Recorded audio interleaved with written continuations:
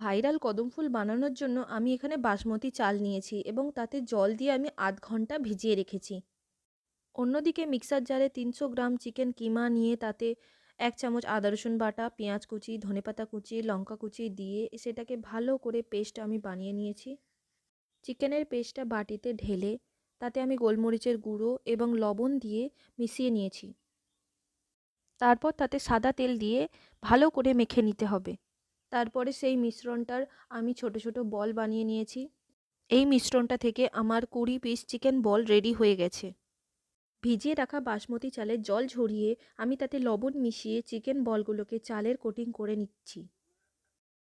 তারপরে প্রত্যেকটা চিকেন বলকে আমি স্টিমারে দিয়ে স্টিম করে নেব ১৫ থেকে ২০ মিনিটের জন্য।